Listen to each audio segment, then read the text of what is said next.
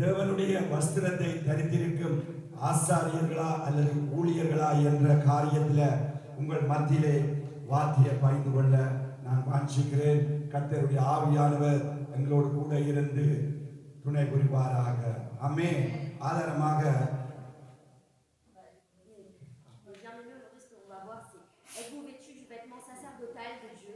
Puisse l'Esprit de Dieu nous guider aujourd'hui dans cette parole. Et pour ceci, tout d'abord, nous allons prendre la parole de லேவியராகமம் 8வது அதிகாரம் 6வது வசனத்திலிருந்து 9வது வசனம் வரையில் நாங்கள் வாசிக்க நாங்கள் கேட்போம். Lévitique chapitre 8 versets 6 à 9. Moïse fit approcher Aaron et ses fils et il les lava avec de l'eau.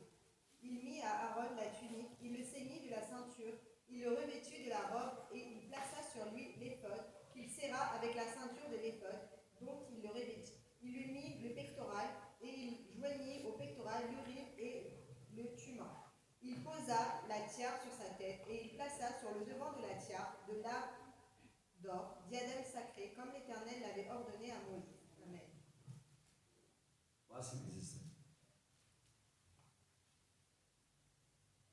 கர்த்தர் கட்டளையிட்டபடியே மோசே ஆரோனை அவன் குமாரரையும் வரவழைத்து அவர்களை ஜலத்தினால் ஸ்நானம் பண்ணிவித்து அவனுக்கு உள்ளங்கியை போட்டு இடைக்கச்சியை கட்டி மேலங்கியை உடுத்தி ஏபோத்தை தரித்து அதன் மேல் ஏபோத்தின் விசித்திரமான கச்சையை கட்டி அவனுக்கு மார்பதக்கத்தை அணிந்து மார்பதக்கத்தில் ஊரிம் தும்மீம் என்பவைகளை வைத்து அவன் தலையிலே பாகையை தரித்து பாகையின் மேல் அவன் நெற்றியிலே பரிசுத்த கிரீடம் என்னும் பொற்பட்டத்தை கட்டினான். ஆமென். அல்லேலூயா. இந்த பூமியில வாழ்ற மனிதர்கள் எல்லாருமே வஸ்திரம் அணிந்தவர்களாய் வாழ்கிறோம். அதில் நாம் செய்யும் வேலைகளுக்கு உகந்த ஒவ்வொரு வஸ்திரம் நமக்கு இருக்கிறது. ஆமென். நாங்கள் என்னென்ன வஸ்திரம், ஒரு கம்பெனியில் நாங்கள் வேலை செய்யலாம், ஒரு டாக்டரா வேலை செய்யலாம், ஒரு பைலட்லா இருக்கலாம், அல்லது ஏதாவது ஒரு பெரிய ஒரு ஷாப்பிங் சென்டர்களில் ஒவ்வொரு வஸ்திரங்கள் இங்கே இருக்கிறது. அந்த வஸ்திரங்களுக்கு அடையாளமாய் அவர்கள் ஒவ்வொரு கலரை கொடுத்திருப்பார்கள்.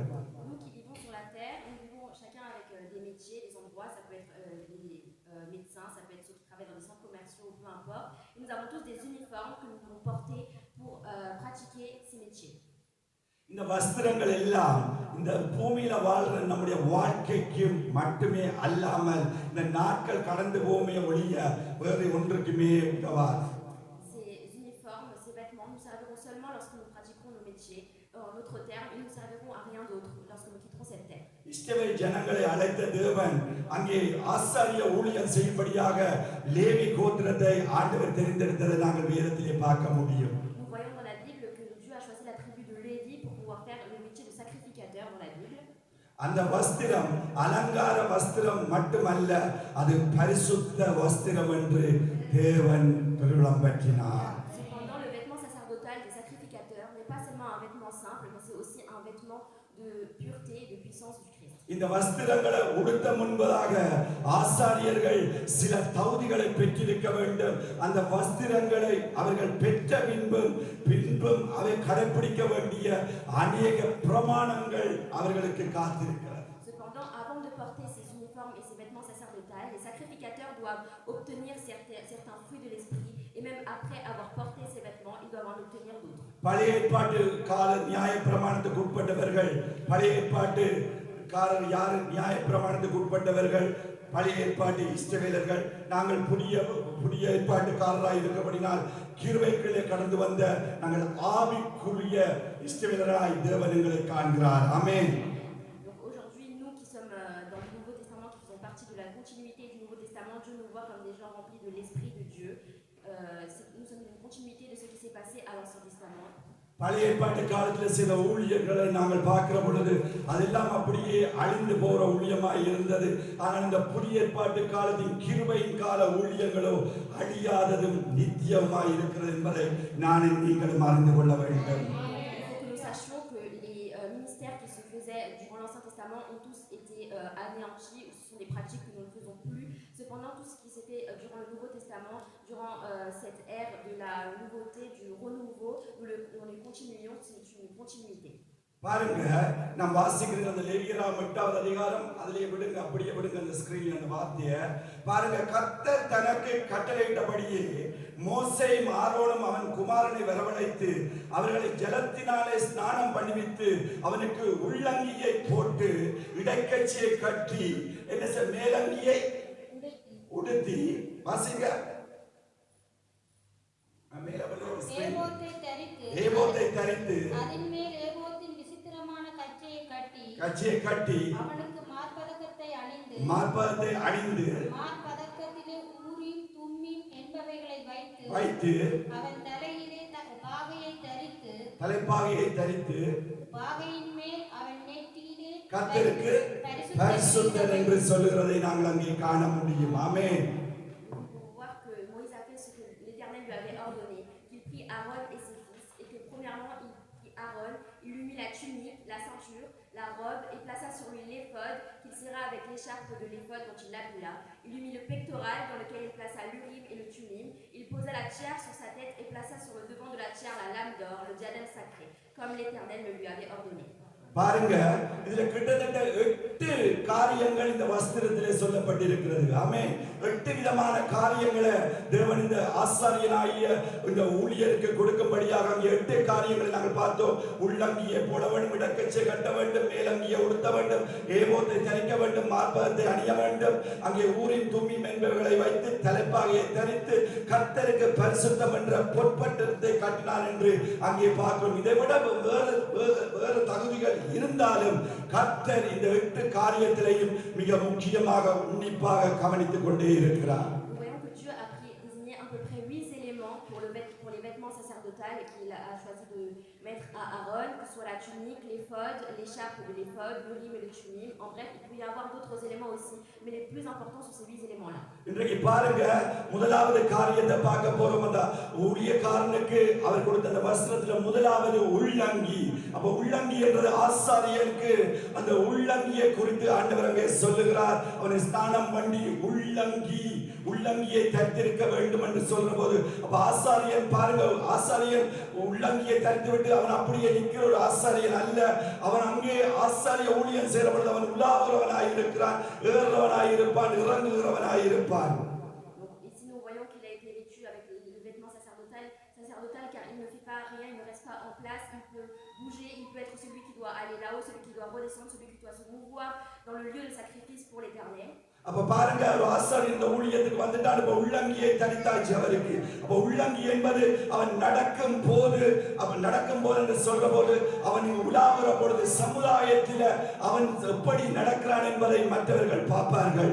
Nous voyons que tout d'abord il a été revêtu de la tunique, et c'est parce qu'il va se mouvoir dans le lieu de sacrifice que les autres verront à travers sa tunique les mouvements de son corps. C'est pourquoi l'Éternel lui a d'abord mis une tunique. படிகளில் ஏறும் போது என்று சொல்ற போது அவன் வெளியில ஊழிய அபிஷேகம் இங்கே கொடுத்திருக்கலாம். அவன் ஊழியம் செய்யறதுக்கு வெளியில போகிற பொழுது அவன் எப்படி வெளியிலே செல்ல வேண்டும், நடக்க வேண்டும் என்றதை பார்க்க வேண்டும். Lorsqu'il montera ou descendra les escaliers, lorsqu'il se mouvra dans l'espace, en bref, ce que les gens verront, c'est comment eux doivent se comporter à travers lui qui servira comme exemple. இன்றைக்கு பாருங்க, அநேக உள்ளங்கியை தரித்தவர்களாய் வெளியில ஊழியம் செய்து கொண்டவர்கள் திரும்பி வருகிற பொழுது அவர்கள் கரைபடாதவர்களாய், அவருடைய நிர்வாணம் காணப்படாதபடிக்கு அவர்கள் எல்லாத்திலும் கவனமாய் இருக்க வேண்டியது தேவனுடைய எச்சரிப்பு. Lorsqu'ils ont fini de faire le ministère, peu importe où ils se trouvent, ils doivent continuer à montrer ils doivent continuer à porter des vêtements sacerdotales, bien sûr adaptés à leur époque, mais qui montrent qu'ils appartiennent au Christ. இன்னைக்கு பாருங்க, நீங்க அழகா உடுத்தி வந்திருக்கிறீங்க. உங்களை பார்த்த ஒரு சகோதரி அல்ல ஒரு சகோதரன் பார்த்தல சகோதரியை பார்த்தல இன்னைக்கு சிஸ்டருக்கு அழகாய் உடுத்தி இருக்கிறீங்க. உங்களுடைய உடுப்பு நல்ல அழகாய் இருக்கு என்று அநேகர் இன்னைக்கு உங்களை போற்றுவார்கள், புகழ்வார்கள், பாடுவார்கள். ஆனால் தேவன் இதை பார்க்கிறார். உள்ளான உள்ளங்கியை தான் தேவன் பார்க்கிறவராய் இருக்கிறார். உள்ளான பரிசுத்தத்தை தேவன் பார்க்கிறவராய் இருக்கிறார். பரிசுத்தம் தான் தேவனுக்கு உள்ளங்கியா இன்றைக்கு ஆண்டவர் எதிர்பார்த்து கொண்டிருக்கிறார். வெளியில நாம சொல்லலாம், நாம் இப்படி இருக்கிறோம் அப்படி இருக்கிறோம், அழகா இருக்கலாம், முகத்தை சிரிக்கலாம், நீங்கள் பொன் சிரிப்போடு நிற்கலாம். ஆனால் இங்கே ஒருவர் பார்க்கிறவர் இருக்கிறார். ஆண்டவராய் இயேசு, நான் ஊழியக்காரன் தானே, என்னை ஒருவரை காண முடியாது, நான் நினைக்கிறதை எந்த இடத்தில் நான் செய்து போட்டு போகலாம், வெளியில செய்யலாம், இங்கே செய்யலாம், அங்கே செய்யலாம் என்று எல்லாம் நிம்மதியில போடுது, எல்லாம் செய்யலாம் என்று சொல்லி நாங்கள் எதிர்பார்க்கலாம். ஆனால் கர்த்தருடைய ஆவியானவர் எல்லாத்தையும் பார்க்கிறவராய் இருக்கிறார். அவருக்கு நிறைய தேவன் கொடுத்தருள்வார். Aujourd'hui, nous pouvons voir que par exemple, lorsque nous regardons, nous voyons que vous êtes tous très très bien vêtus. Par exemple, lorsqu'une sœur voit une autre de ses sœurs, elle pourra lui dire: ma sœur, aujourd'hui tu es très bien vêtue, tu es très jolie. Ou encore une fois, nous pourrons voir des personnes avec un beau sourire et leur dire: mais quel beau sourire vous avez aujourd'hui. Cependant, le Seigneur l'Éternel est celui qui est dans ce temple, celui qui habite dans vos cœurs, regardera premièrement vos cœurs et non vos vêtements. C'est pourquoi ce à quoi nous devons faire attention en premier, ce sont nos cœurs et non pas la manière dont nous sommes vêtus. ஆமென். பாருங்க, உள்ளான நம் வாழ்வில் பரிசுத்தம் இல்லாமல் எப்படிப்பட்ட அனுபவம் வந்து இங்கே நீங்க வாத்திய கொட்டு கொட்டலாம். எனக்கு அந்த பழைய ஏற்பாட்டில இருந்து வாத்தியம் எடுத்து கொட்டலாம், புதிய ஏற்பாட்டில இருந்து கொட்டலாம், சங்கீதத்தில இருந்து கொட்டலாம், உன்னத பாட்டில இருந்து பாடலாம், வெளிப்படுத்தின விசேஷத்துல எப்படித்தான் நீங்கள் கொட்டினாலும் இது கேட்கிறவர்களுக்கு அப்படி இருக்கும். ஆனால் தேவன் ஒருவர் இங்கே உலாவுகிறார், இங்கே பார்க்கிறார். இங்கே என்ன செய்தாலும் தேவனுடைய கண்கள் ஊழியக்காரனுடைய உள்ளங்கியை பார்க்கிறது என்பதை நானும் நீங்களும் மறந்து விடக்கூடாது. Aujourd'hui, ce que nous ne devons pas oublier, c'est qu'aujourd'hui, vous pouvez venir et parler de psaumes, verser de cantiques des cantiques, ou encore parler de belles choses qui sont de la Bible, de l'Ancien ou du Nouveau Testament. Cependant, il ne faut pas oublier qu'aux oreilles des hommes, cela peut paraître apaisant, cela peut paraître bien. Cependant, le Seigneur Jésus-Christ, celui qui se mouvoie dans ce temple, est celui qui regarde nos esprits et nos cœurs, et verra si cela est dit avec hypocrisie ou avec sincérité. ஆமென். அவனுக்கு ஆண்டவர் சொல்லுகிறார், பழைய உள்ளங்கியை நீங்க கலட்டி போட்டவே வேண்டும். இல்ல நான் உள்ளங்கியை பரிசுத்தமா தான் வைத்திருக்கிறேன் நீங்க சொல்ல ஆண்டவர் சொல்றார். மீண்டும் சொல்லுகிறார், உன்னுடைய உள்ளங்கியை நீ கழுவி இன்றைக்கு நீ ஒரு புதிதாய் உன்னுடைய உள்ளங்கியை மாற்ற ஆண்டவர் சொல்லுகிறார். நீ மாற்றாத பட்சத்தில் எனக்கு முன்னதாக நிற்க முடியாது. நீ செய்கிற எல்லா காரியங்களிலும் தேவன் உனக்கு எதிராகவே பட்டயத்தை வைப்பேன் என்று ஆண்டவர் சொல்லுகிறார். என்னும் நீ சர்ட்டு பிரியன் போல அவர் சொல்லுகிற அந்த வார்த்தையை கேட்காமல் இருப்பீர்களா இருந்தால் தேவனுடைய சமூகத்தில் நீங்கள் தள்ளப்படுவீர்கள். இதை எச்சரிப்பாய் ஆண்டவர் எனக்கு சொல்லுகிறார். என்ன காரணம் என்று சொன்னால் தேவன் உங்களை நேசிக்கிறார். Ce que le Seigneur dit aujourd'hui, c'est de purifier, de laver nos anciennes tuniques, nos tuniques qui arborent nos cœurs aujourd'hui, nos anciennes tuniques qui ont vêtu nos cœurs jusqu'ici. Car Dieu dit de le purifier, car si nous ne les purifions pas et que nous nous mettons dans le sanctuaire de Dieu devant lui nous mettra une punition en conséquence de cela et surtout il ne pourra pas nous accueillir. Et si Dieu nous dit cela aujourd'hui, c'est parce qu'il veut nous transmettre un message, c'est que Dieu nous aime. ஆமென். ஹalleluya. அப்ப முதலாவது பார்த்தோம், உள்ளங்கியை பார்த்தோம். இரண்டாவது அந்த ஆசாரியனாய் அந்த ஊழியக்காரனுக்கு இருக்க வேண்டியது இடக்கச்சை. ஆமென். அப்ப உள்ளங்கி தரித்து விட்டார். உள்ளங்கி தரிச்சு இடக்கச்சையை கட்ட வேண்டும் என்று சொன்னால் அங்கே இங்கே ஆடாமல் வடக்கு தெற்கா நிற்காமல் ஸ்ட்ரைட்டா நேரா ஒழுங்கா ஒரு அழகாக இருக்க வேண்டும் என்று சொன்னால் என்ன வேண்டும்? இடக்கச்சை கட்ட வேண்டும். ஆமென். D'abord, nous avions besoin de la tunique pour nous mouvoir dans l'espace correctement. Et ensuite, nous avons vu que nous avons besoin de la ceinture pour que notre tunique ne n'aille pas ni vers l'Orient ni vers l'Occident, mais qu'elle reste droite sur notre chemin. இன்றைக்கு அநேகர் நீங்கள் பார்ப்பீங்களா இருந்தால் உள்ளங்கியை சரியாய் அவர்கள் வைத்திருக்காத காரணத்தினால அவர்களுக்கு இடக்கச்சை கட்ட முடியாமல் அவர்கள் தள்ளப்பட்டிருக்கிறார்கள். Aujourd'hui, nous pouvons voir que beaucoup d'entre nous, malheureusement, ils portent leur tunique. Cependant, elle part dans tous les sens car ils n'ont pas serré leur ceinture. எபேசியர் 6வது அதிகாரம் 14வது வசனத்தை நீங்கள் பார்ப்பீர்களா இருந்தால் சத்தியம் என்னும் கச்சையை உங்கள் அறையில் கட்டினவர்களாய். ஹalleluya. அப்படியானால் வேத வசனமாகிய சத்திய வார்த்தை என்ற வசனத்தை கொண்டு நீங்கள் என்ன செய்ய வேண்டும்? உங்களுடைய இடக்கச்சையை கட்ட வேண்டும். ஆமென். நீங்க உள்ளான உங்களுடைய ஆடைய உள்ளங்கியை நீங்கள் பரிசுத்தமாய் வைத்திருக்க வேண்டுமாய் இருந்தால் உங்களுக்கு இடக்கச்சை கட்டுற அந்த வார்த்தையாகிய சத்திய வார்த்தையை நீங்கள் என்ன செய்ய வேண்டும் என்று சொன்னால் நீங்கள் பார்த்துக் கொள்ள வேண்டும் வார்த்தையினால. Chapitre 6, verset 14. Tenez donc ferme, ayez vos reins, la vérité pour ceinture, revêtez la cuirasse de la justice. Amen. Aujourd'hui, si vous voulez que votre tunique tienne en place, vous devez d'abord revêtir la ceinture de la vérité de la parole. Votre ceinture doit être la parole qui sort de cette Bible. இன்னைக்கு அநேகர் ரட்சிக்கப்பட்ட பின்பு அதில் சீக்கிரம் இன்னைக்கு பின்வாங்கிறதுக்கு காரணம் என்னன்னு சொன்னால் அவர் காரணம் என்னன்னு சொன்னால் சத்தியம் இல்லை. ஆமென். அவர்கள் உடனே போறதுக்கு காரணம் என்ன? உள்ளங்கிய வந்த உடனே ஆண்டவரே என்னை பரிசுத்தப்படுத்தும், என்னை கழுவும், என்னை சுத்திகரியும் என்று 2 கரங்களை உயர்த்தி ஆரம்ப ஜெபத்துல கேட்பார்கள். இடையில அவர்கள் நிற்காத காரணம் என்ன? வேதத்தை அவர்கள் எடுத்து திறப்பதில்லை. சத்தியம் என்றால் என்னென்று அறிவதில்லை. வேத வார்த்தை தெரியாது. ஆமென். எப்படி சத்தியம் என்ன பேசுறது தெரியாது. ஆராதனைக்கு வருகிறோம் போகிறோம் நல்லது என்று போட்டு அவர்கள் தேவன் கோபிக்க மாட்டார். நான் ஞாயிற்றுக்கிழமை தேவனுடைய சமூகத்தில் காணப்பட வேண்டும் என்று வருகிறது அல்ல, வெள்ளிக்கிழமை உபவாச கூட்டத்துக்கு வர்றது அல்ல, சத்தியத்திலே நிலை நிற்கிறவன் தான் ஜெயம் பெற முடியும். Malheureusement, beaucoup de personnes qui ont été, qui sont rentrées dans la résurrection, qui sont rentrées dans le ministère de Dieu, dans la rédemption, qui ont été sauvées par le Seigneur Jésus-Christ, qui sont retournées dans le monde, ou n'ont pas été stables dans leur relation avec Dieu. Et la raison pour cela est le fait qu'ils n'ont pas arboré la ceinture de la vérité. Bien qu'ils aient revêtu une tunique et qu'ils aient demandé la purification au Seigneur, dans leur début, ils étaient avec une foi inébranlable. Au cours du chemin, ils se sont arrêtés, ils ont reculé car ils n'ont pas arboré la ceinture de la vérité qui leur a permis de se rapprocher de Dieu et de continuer dans la rédemption. வசனம் கருக்குள்ள பட்டியமாய் இருக்கிறது, தீபமாய் இருக்கிறது, ஜீவ தண்ணீராய் இருக்கிறது, ஜீவ அப்பம். இதை ஒருவன் விரும்பினால் அவனுடைய வாழ்வு எல்லாத்திலும் என்ன ஆயிருக்கும் என்று சொன்னால் ஆசீர்வாதமாய் இருக்கும். La parole est source de vie et elle est notre pain, notre nourriture. Et si aujourd'hui quelqu'un croit en cette parole, alors il sera avec Dieu au siècle des siècles. ஆமென்.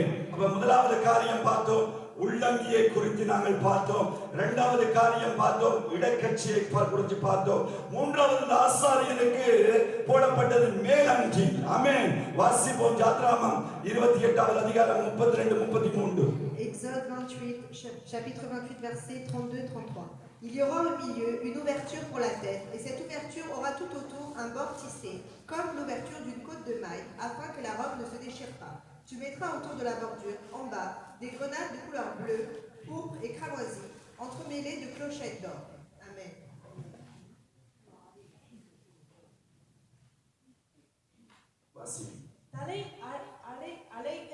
தலை நுழைகிற அதன் தூரவாரம் அதன் நடுவில் இருக்கவும், அதன் தூரவாரத்துக்கு நெய்யப்பட்ட வேலையான ஒரு நாடா சுற்றிலும் இருக்கவும் வேண்டும். அது கிழியாதபடிக்கு மார்க்கவசத்தின் தூரவாரத்துக்கு ஒத்தாக இருக்க வேண்டும். அதன் கீழோரங்களில் இளநீல நூல், இரத்தம்பர நூல், சிவப்பு நூல், வேலையால் செய்யப்பட்ட மாதுளம் பழங்களையும் அவைகளுக்கு இடையிடையே சுற்றிலும் பொன் மணிகளையும் அதன் ஓரங்களில் சுற்றிலும் தொங்கும்படி பண்ணி வைக்க வேண்டும். ஆமென். பாருங்க, அப்ப இங்க பாருங்க, மேலங்கியில என்னென்ன காரியத்தை அங்க கர்த்தர் சொல்லியிருக்கிறார். இளநூல் கிறிஸ்துவின் தெய்வீக சுபாவத்தையும், மாதுளம் பழங்கள் ஆவியின் கனி வரங்களை குறித்து அங்கே நாங்கள் பார்க்க முடியும். ஜீவியத்தையும், பொன்மணிகள் வெளிப்படையான ஆவிக்குரிய கிரியைகளை காட்டுவதாக நாங்கள் இங்கே பார்க்க வேண்டும். ஆமென். அப்ப இந்த மேலங்கியில இதுகள் எல்லாம் அங்கே அடையாளமாக இங்கே போடப்பட்டிருக்கிற அந்த ஆசாரியனுக்கு. ஆமென்.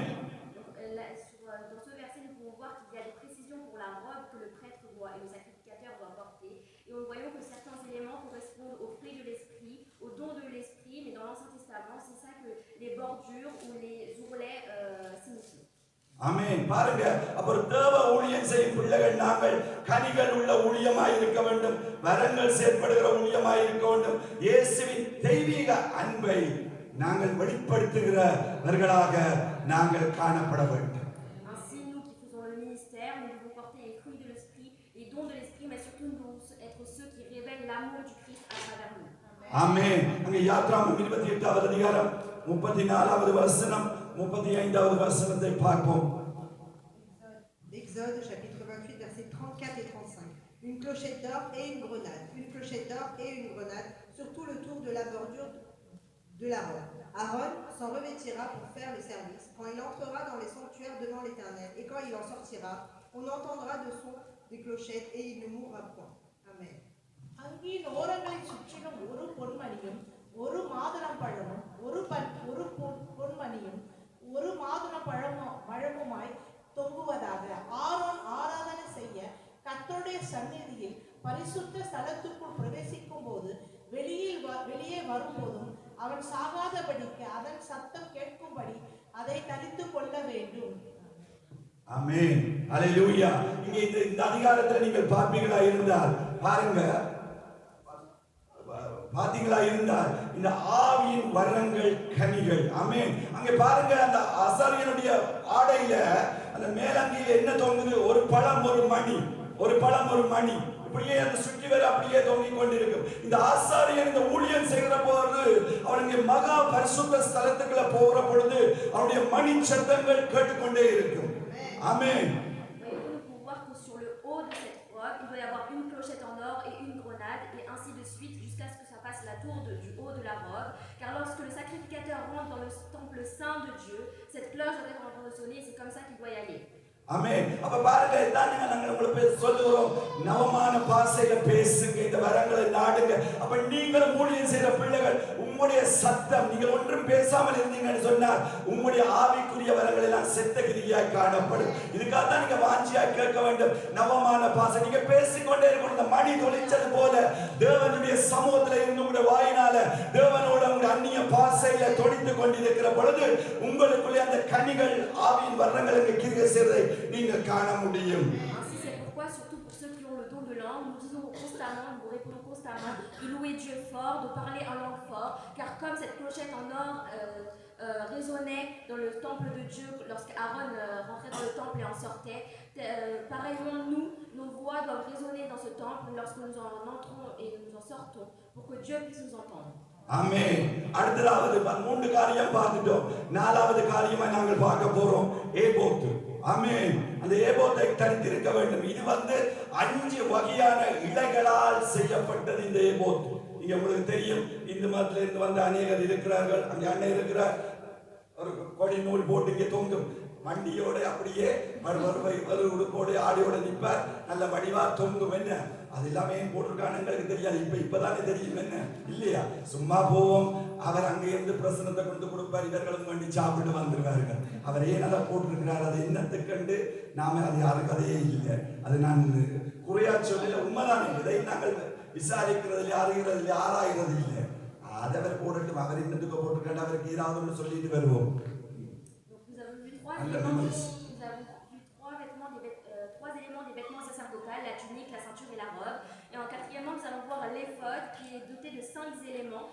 Par exemple, nous voyons que dans la religion hindoue, notamment les prêtres hindous sont vêtus d'une éphod. Cependant, nous n'en connaissons pas la signification. Mais aujourd'hui, nous allons voir la signification de l'éphod durant le temps d'Aaron, le sacrificateur. பாருங்க, அதுல 5 வகையான காரியங்கள், 5 வகையான இலைகள், 5 வகையான நூல்கள் இருக்குல்ல. அதுல பாருங்க, அதுக்கு அர்த்தம் என்னன்னு சொன்னால், ஒன்று விசுவாசம், அன்பு, அதிகாரம், பாடுகள், பரிசுத்தம் என்ற 5 வகை காரியங்கள் இணைக்கப்பட்டதுதான் அந்த இலைகளினால செய்த அந்த ஏபோத். அது பார்க்கலாம், அதுக்கு விளங்குது. ஓகே, அல்லேலூயா. அப்ப நம்முடைய இயேசுவில இந்த 5 காரியங்களையும் நாம் காண முடியும். இயேசு ஊழியம் செய்த காரிய நாட்களில். ஆமென். Voir que les 5 éléments qu'il y avait sur l'éphod, ça peut être la foi, l'amour et les autres éléments. Nous pouvons voir que ces éléments en fait sont sur l'éphod et que ces éléments fins ont été en Jésus-Christ lorsqu'il était sur la terre en tant qu'homme. ஆமென். அப்ப அதுல பாருங்க, அந்த முதலாவது காரியத்தை பார்க்கிறோம், விசுவாசம். அப்ப விசுவாசத்துக்கு அடையாளம் பொன்னை போல சோதிக்கப்படுகிற வேளைகளில நாம் விசுவாசம் காண்பது அரிது. ஆனால் முடிவு பரியந்தம் நிலைத்திருக்க வேண்டும். அப்பதான் நீங்கள் ரட்சிக்கப்படுவீர்கள். Donc le premier élément c'est la foi, c'est la foi. Donc le premier élément est la foi et nous voyons que lorsque nous sommes polis comme l'or, par exemple, lorsque nous sommes travaillés comme l'or à travers les épreuves, celui qui subsiste à la fin, celui qui reste jusqu'à la fin ferme dans sa foi est celui qui a une foi en béton. பாருங்க, 2வது காரியம், முதலாவது சொன்ன விசுவாசம். அந்த ஏபோத்துல இருக்கிற அந்த இடங்கள்னால் செய்யப்பட்ட 5 காரியத்துல முதலாவது விசுவாசம், 2வது அன்பு. பாருங்க, அன்பு எதை காட்டுறது என்று சொன்னால் பூரணத்தை குறிக்கிறது. Donc par exemple dans ces 5 pierres qu'il y a sur l'éphod, dans ces 5 éléments qu'il y a sur l'éphod, nous pouvons voir que deuxièmement il y a l'amour et que l'amour montre l'abondance. அன்பு இருக்குமா இருந்தால் நாங்கள் இயேசுவை அதிகமாய் நேசிக்கிறவர்களாய் இருப்போம். இயேசுவை நாங்கள் நேசிக்கிறவர்களாய் இருந்தால் மற்றவர்களை நீங்கள் நேசிக்கிறவர்களாய் இருப்பீர்கள். traduit une abondance, car lorsque nous avons l'amour, cela veut dire que nous aimons le Seigneur Jésus-Christ. Et si nous portons de l'amour au Seigneur, cela veut dire que nous portons de l'amour également à ses enfants. ஊழியம் செய்கிற ஆசாரிகள் இன்னைக்கு பாத்தீங்களா இருந்தால் இந்த அன்பை அந்த ஊழியக்காரத்திலே அநேகரிடத்திலே காண முடியாது. Aujourd'hui, si nous voyons ceux qui font le ministère, certains sacrificateurs ou certains prêtres, ils n'ont pas cet amour qu'ils devraient avoir. அப்ப ஆசாரியர் ஊழியக்காரன் என்று சொன்னால் எல்லாரிடத்திலும் அன்பாய் இருக்க வேண்டும். Aujourd'hui, si nous faisons partie du ministère de Dieu, si nous sommes des ministres de Dieu, nous devons avoir cet amour et le refléter. இன்னைக்கு அநேகர் கேட்டா சொல்ல நான் ஊழியக்காரோட கலக்க மாட்டேன், பேச மாட்டேன், நான் தான் எல்லாம் செய்வேன், அப்படி செய்வேன், இப்படி செய்வேன், எனக்கு கர்த்தர் வேதம் கொடுத்திருக்கிறார். நல்லது, உங்களை நடத்தும்படியாக ஒரு ஆசாரியன் ஒரு ஊழியனை தேவன் தன்னுடைய சமூகத்தில் வைத்திருக்கிறார். தேவனே இறங்கி வருகிறது இல்லை, அவர் தனக்கொண்ட ஒரு கருவியாக அடிமைகளை பயன்படுத்துகிறவராக காணப்படுகிறார். Aujourd'hui, nous pouvons voir que beaucoup d'âmes refusent de parler aux pasteurs ou aux prêtres, ou refusent de les concerter avant de prendre une décision, car ils disent qu'ils peuvent faire tout ça de manière indépendante, qu'ils dépendent de personnes. Cependant, il ne faut pas oublier que cette personne, ce pasteur ou ce ministre qui a été placé, il n'a pas été placé de son plein gré, mais parce que le Seigneur en a décidé ainsi. Et il faut évidemment le consulter pour suivre la volonté de Dieu. ஆமென். அப்ப அடுத்த காரியம் என்ன செய்யணும்னு சொன்னால், ஊழிய வஸ்திரம் தரித்த நாங்கள் என்ன செய்யணும்னு சொன்னால், திறப்பில் இருந்து இப்படிப்பட்ட ஜனங்களுக்காக அந்த ஆசாரியன் பரிந்து பேச வேண்டும். Nous qui sommes vêtus des vêtements sacerdotales, nous devons parler pour ceux qui sont égarés de manière comme un sacrificateur afin de les remettre dans le droit chemin. பாருங்க, ரெண்டு காரியம் பார்த்தோம். ஒன்று விசுவாசம், அந்த ஏபோத்திலே இருக்கிறது. இரண்டாவது அன்பு. மூன்றாவது காரியம் இரத்தாவரம், அதிகாரத்தை குறிக்கிறது. மூன்றாவது அதிகாரம். Voyez-vous, tout d'abord nous avons vu la foi, ensuite nous avons vu l'amour, et troisièmement nous avons vu ce droit qu'on a sur les autres. அதிகாரம் என்று சொன்னால் நாங்கள் பார்க்கிற பொழுது பார்க்கலாம், ராஜரீகத்தை காட்டுகிறது. ஆமென். Lorsqu'on parle de droit, cela de pouvoir, cela peut faire penser au roi. இயேசு வெற்றி சிறந்தவராய் மரித்து உயிர்த்திருந்தார். அவருக்கு வானத்தின் கீழ் சகல அதிகாரங்களும் பிதாவினால் கொடுக்கப்பட்டிருந்தது. Le Seigneur Jésus-Christ qui est mort, qui est ensuite ressuscité, qui a vaincu la mort, nous pouvons voir qu'il a obtenu tous les droits par le Père, notre Père qui est dans les cieux. அவர் இயேசு என்ன செய்தார்? அந்த வானத்தின் கீழே கொடுத்த அந்த பிதாவாகிய தேவன் கொடுத்த அந்த அதிகாரத்தை நம்முடைய ஊழியக்காரராய் Au contraire, de la part que vous avez aux souffrances de Christ, afin que vous soyez aussi dans la joie et dans l'allégresse lorsque sa gloire apparaîtra. Amen. 1 பேதுரு 4வது அதிகாரம் 13வது வசனம் மேல போகுது சிஸ்டர் ஸ்கிரீன்ல.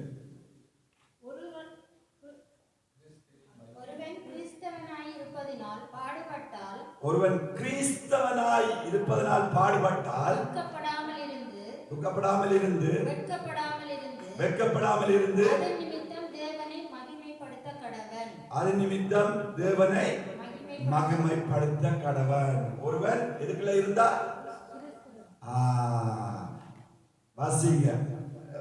வாசிக்க கேட்டீங்க, நீங்க சொல்ல போறீங்களா? ஒருவன் கிறிஸ்துவுக்குள்ள இருந்தா, இது சரியான ஒரு கஷ்டமான ஒரு காரியம்.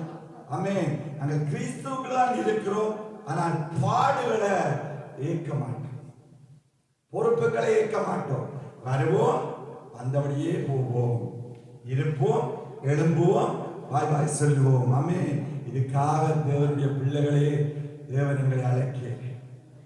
Lorsque nous sommes l'un fait partie du Christ, il ne prend pas part à toute souffrance et à tout temps à Christ, car lorsque les souffrances viennent vers lui, lorsque les difficultés viennent vers lui, il se lève et il dit au revoir au Seigneur. Cependant, ce n'est pas comme ça que nous devons agir, car si nous sommes avec Christ et en Christ, c'est dans toutes circonstances que nous devons rester avec lui. ஆமென். பாருங்க, இன்னைக்கு எத்தனையோ பேர் பாடுபடுகிறார்கள் வெளியில, அவர்களோட சேர்ந்து நீங்களும் பாட அனுபவிக்க.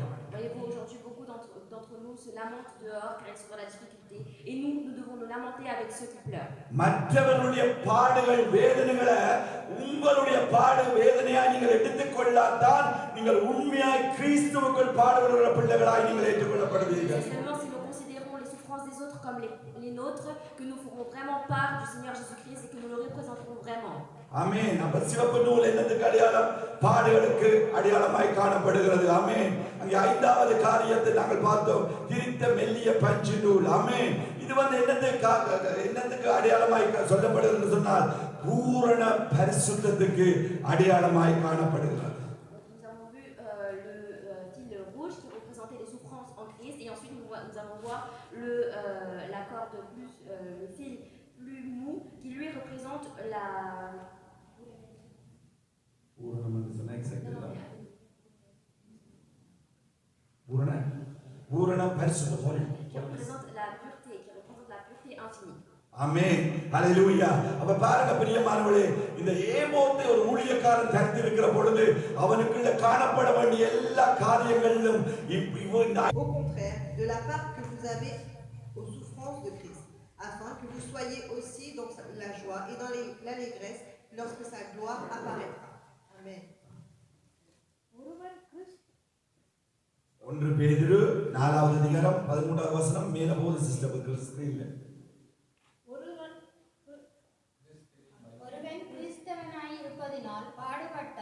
ஒருவன் கிறிஸ்தவனாய் இருப்பதனால் பாடுபட்டால் துக்கப்படாமல் இருந்து வெட்கப்படாமல் இருந்து அதன் நிமித்தம் தேவனை மகிமைப்படுத்த கடவன். ஒருவன் எதுக்குள்ள இருந்தா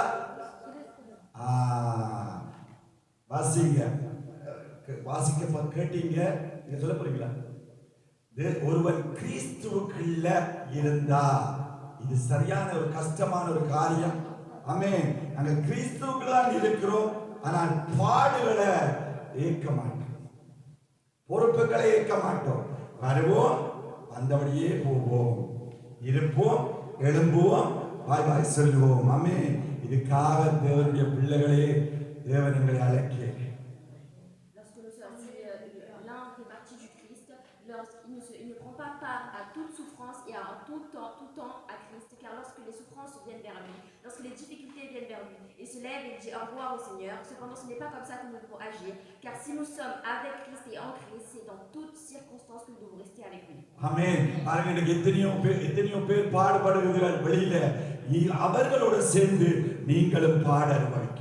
Voyez-vous, aujourd'hui, beaucoup d'entre nous se lamentent dehors car ils sont dans la difficulté, et nous devons nous lamenter avec ceux qui pleurent. மற்றவர்களுடைய பாடுகள் வேதனைகளை உங்களுடைய பாடு வேதனையா நீங்கள் எடுத்துக்கொள்ளாதான் நீங்கள் உண்மையாய் கிறிஸ்துவுக்குள் பாடுகிற பிள்ளைகளாய் நீங்கள் ஏற்றுக்கொள்ளப்படுவீர்கள். C'est seulement si nous considérons les souffrances des autres comme les nôtres que nous ferons vraiment part du Seigneur Jésus-Christ et que nous le représenterons vraiment. ஆமென். அப்ப சிவப்பு நூல் என்னதுக்கு அடையாளம்? பாடுகளுக்கு அடையாளமாய் காணப்படுகிறது. ஆமென். அங்கே 5வது காரியத்தை நாங்கள் பார்த்தோம், திரித்த மெல்லிய பஞ்சு நூல். ஆமென். இது என்னத்துக்கு அடையாளமாய் சொல்லப்படுகிறது சொன்னால் பூரண பரிசுத்தத்துக்கு அடையாளமாய் காணப்படுகிறது. Nous avons vu le fil rouge qui représentait les souffrances en Christ, et ensuite nous allons voir la corde plus, le fil plus mou qui lui représente la... பூரணம் என்று சொன்னா exact இல்ல. பூரண பரிசுத்த பொருள். qui représente la pureté infinie. ஆமென். ஹalleluya. அப்ப பாருங்க பிரியமானவர்களே, இந்த ஏமோத்தை ஒரு ஊழியக்காரன் தரித்திருக்கிற பொழுது அவனுக்குள்ள காணப்பட வேண்டிய எல்லா காரியங்களிலும் இந்த 5 காரியங்களும் முக்கியமாய் அவன்ல காணப்பட வேண்டும். ஆமென். துணிகரமாய் அவன் ஆசாரியர் புதிய ஏற்பாட்டு காலத்துல நிக்கிறோம் தானே, தேவன் என்னை காண மாட்டார். நான் பழைய ஏற்பாட்டு காலத்துல சொன்னா அதுக்கு மனுஷன் கேட்காது. ஆமென். இப்ப புதிய ஏற்பாட்டு காலம் கிருபையின் காலமாய் இருக்கிறபடினால் அவன் தப்பி நாங்கள் எல்லாம் போகக்கூடிய வழியை தேவன் வைத்திருக்கிறார். இரக்க செய்கிறவனாய் இருக்கிறார். கிருபையின் காலமாய் இருக்கிறபடினால் தேவன் எங்களுக்கு என்ன செய்கிறார்? இரக்கம் பாராட்டி இருக்கிறார். Voyez-vous, dans l'Ancien Testament, nous avons vu ces 5 éléments qui font partie du vêtement sacerdotal, plus précisément de l'éphod, donc la foi, l'amour, etc. Cependant, ces 5 éléments, ne pensez pas seulement qu'il s'agit, nous en avions besoin durant l'Ancien Testament. Cependant, il les faut aussi dans le Nouveau Testament, car même si nous faisons plus les mêmes pratiques de ministère, nous avons besoin de ces 5 éléments pour représenter le Christ qui lui est venu et nous a facilité les choses à travers son sacrifice. ஆமென். தன்னுடைய பிள்ளைகள் தன்னுடைய சமூகத்தில எப்பொழுதுமே காணப்பட வேண்டும். இதைத்தான் தேவன் எப்பொழுதுமே எதிர்பார்க்கிறார். உங்களுடைய ஐஸ்வர்யத்தை எதிர்பார்க்கல, உங்களுடைய எதையுமே அவர் எதிர்பார்க்கல. தன்னுடைய பிள்ளை தன்னுடைய வேலை கொடுக்க வேண்டிய அந்த வேலைகளில் ஆராதனைகளில் வெள்ளிக்கிழமையா இருக்கலாம், ஞாயிற்றுக்கிழமையா இருக்கலாம், மற்ற உபவாச கூட்டங்களாய் இருக்கலாம், ராவுகளில் இருக்கிற குளிச்சவங்களாய் இருக்கலாம், இப்படியான நேரங்களில் வேலை நிமித்தம் ஓகே. ஆனால் உண்மையாய் நீங்கள் கொடுங்கள், தேவன் உங்களுக்கு எவ்வளவு பல்மடங்கான ஆசீர்வாதங்கள் உங்களுக்கு தருவார். அலட்சியமாய் இதையும் நீங்க செய்யாதீர்கள். பிரியமானவர்களே, அழைக்கப்பட்ட ஒவ்வொருவர் பிள்ளைகளும் ஒவ்வொன்றுக்கும் நீங்கள் கணக்கு ஒப்பித்தே ஆக வேண்டும். அவளிலே இருக்கிறவர்கள் கள்ளன் போல தப்பிடுவார். புரியுதா உங்களுக்கு சொல்றது? ரட்சிக்கப்பட்ட நீங்கள் பிதா குமாரன் பரிசுத்த ஆவி என்ற நாமத்தினால ஞானஸ்நானம் பெற்ற பிள்ளைகள் தப்பவே முடியாது. நீங்களால் தான் விரும்பி எடுத்த நீங்கள் பின்வாங்கினால் உங்களுக்கு ஐயோ. நீங்கள் அவரை தேடாட்டியும் அந்த காலம் உங்களுக்கு ஆரம்பம் இதா இருக்கு, முடிவு பரிதாபமா போய்விடும்.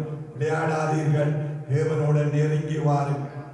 Aujourd'hui, ce que le Christ attend de nous, ce ne sont pas nos richesses, ce n'est pas notre argent, ce n'est pas nos héritages, ce qu'il attend sincèrement de ses enfants qui sont venus à lui d'un cœur sincère au début. C'est qu'ils soient présents, que ce soit les vendredis, les dimanches ou tout autre lieu, ou en tout autre temps, au culte, mais pas seulement au culte, que ce soit dans leur vie, dans leur prière individuelle ou dans leur prière en culte avec leur famille en Christ.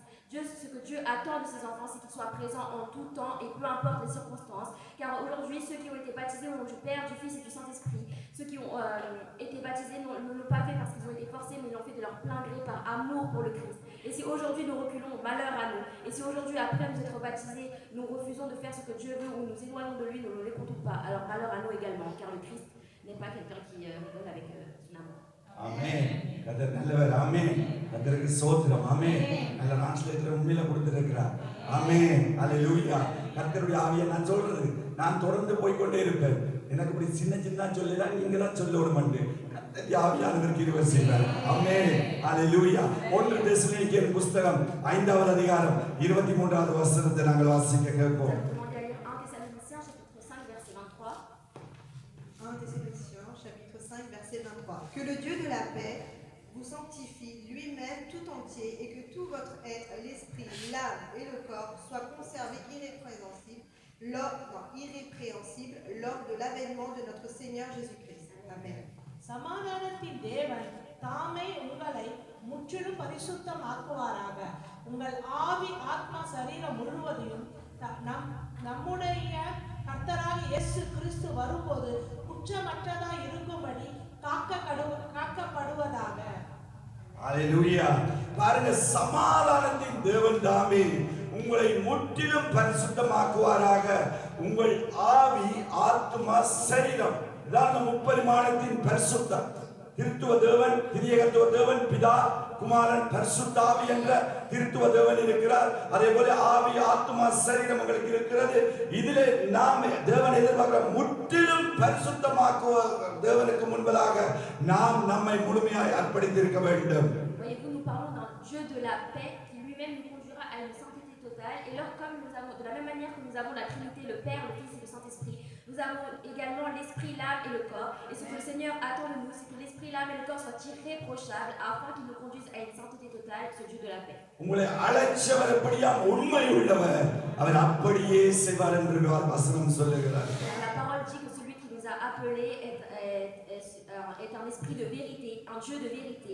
Et si nous faisons comme il veut que nous fassions, alors il fera tout ce qu'il nous a promis d'accomplir dans nos vies. உங்களை அழைச்ச அழைப்பு எப்படிப்பட்டது என்பதை நீங்கள் அறிந்து கொள்ள வேண்டும். இதைத்தான் தேவன் திருப்பி திருப்பி சொல்றார். உங்களை அழைச்ச அழைப்பு எப்படிப்பட்டது என்பதை நீங்கள் ஆவியினாலே அறிந்து கொள்ள வேண்டும்.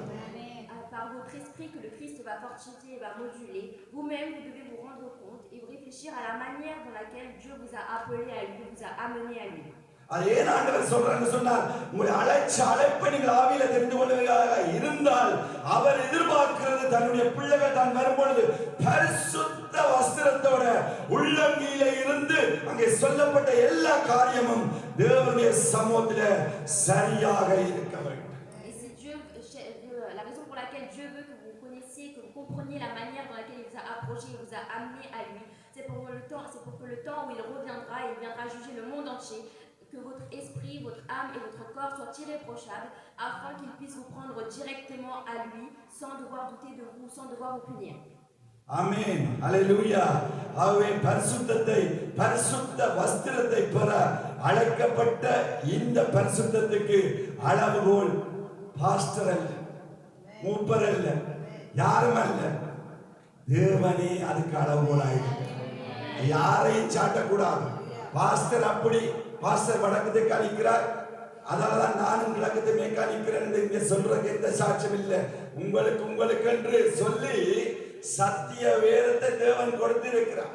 எனக்கு தந்த ஆவியை உங்களுக்கு தெரியல, உங்களுக்கு அவர் பரிபூர்ணமாய் அவருடைய தேவனிடத்திலே பரிசுத்த ஆவியை நிறைந்து போய் இருக்கிறார். அவர் உங்களுக்கு ஒரு தேற்றவாளனாய் வந்திருக்கிறார். ஒரே நேரத்தில் இந்த உலகம் முழுவதிலும் தன்னை வெளிப்படுத்தக்கூடிய வல்லமையுள்ள ராஜா அவர். ஆமென். இந்த உலகத்தில் இருக்கிற அநேக ஜனங்கள், முழு ஜனங்களும் ஒரே நேரத்தில் கூப்பிட்டாலும் ஒரே நேரத்தில் பலன் கொடுக்கக்கூடிய சர்வலோகாதிபதி அந்த ஆண்டவர். ஆமென். அவர் சாதாரணமான அல்ல. ஆமென். அப்பேற்பட்ட தெய்வத்துக்கு எதிர்பார்க்கிறது என்று சொன்னால், தான் வருகிற பொழுது தன்னுடைய பிள்ளைகள் தனக்கேற்ற விதமாக இந்த பாத்திரங்களாய் காணப்பட வேண்டும். ஆமென். ஊழியம் செய்கிறேன் என்று சொல்லி நாங்கள் ஊழியத்தில் நின்று நாங்கள் ஆடலாம், பாடலாம், மற்றவர்களை ஏமாற்றலாம். அப்படி அல்ல பிரியமானவர்களே. தேவனுக்கு பிரியமான முறையில நம்மை நாம் அர்ப்பணித்து தாழ்த்தி பணிந்து குனிந்து நடுங்கி பயத்தோடு இந்த நேரம் நிற்க வேண்டும். வரங்கள் செயற்படுவதற்காக நாங்கள் துணிகரமாய் நெஞ்சை நிறுத்தக் கூடாது. ஏனென்றால் அந்த வரத்தை ஸ்டாப் பண்ணக்கூடியவர் அங்கே மேலே ஒருவர் இருக்கிறார். ஆமென். என்னதான் வரங்கள் மரித்தவர்களை உயிர்ப்பிக்கிறவர் தான் நமக்குள்ள கிரியை செய்தாலும் நாம் ஒன்றுமில்லை ஆண்டவரே. Voyez-vous, aujourd'hui nous pouvons avoir les vêtements sacerdotaux, nous pouvons avoir les éléments de la pureté, l'esprit, l'âme et le corps qui doivent obtenir une sainteté totale. Cependant, vous ne pouvez pas mettre sur la tête de quelqu'un d'autre le fait que vous ne soyez pas entièrement revêtu d'une sainteté totale dans votre esprit, dans votre âme et dans votre corps, ou à travers vos vêtements sacerdotaux, car voyez-vous, dans votre corps, vous avez le Seigneur Jésus-Christ. Donc si aujourd'hui vous dites que c'est parce que mon pasteur est à l'envers, ou qu'il est en Orient ou en Occident, que moi aussi je suis de la même manière, à l'envers, tête à l'envers et corps à l'endroit, cela ne marchera pas, car dans votre corps, vous avez le Seigneur Jésus-Christ, le Dieu des dieux, l'Éternel des armées, celui qui a vaincu la mort pour vous, celui qui est dans votre camp et qui est avec vous, qui marche avec vous. Donc si aujourd'hui vous osez mettre sur la tête de quelqu'un d'autre le fait que vous ne soyez pas droit, cela vous retombera sur vous et non sur la tête du pasteur en question. Et encore une fois, ce que Dieu attend de nous, ce n'est pas seulement parce que vous avez un don de l'esprit, ce n'est pas parce que vous avez le don de même ressusciter les morts que vous pouvez dire que vous n'avez pas besoin de revêtir ces vêtements sacerdotaux ou de revêtir ces dons de l'esprit dans votre esprit, âme et corps, car celui qui a un don n'est rien s'il n'a pas la charité. Amen. Amen. Hallelujah. கர்த்தர் நல்லவர். ஆமென்.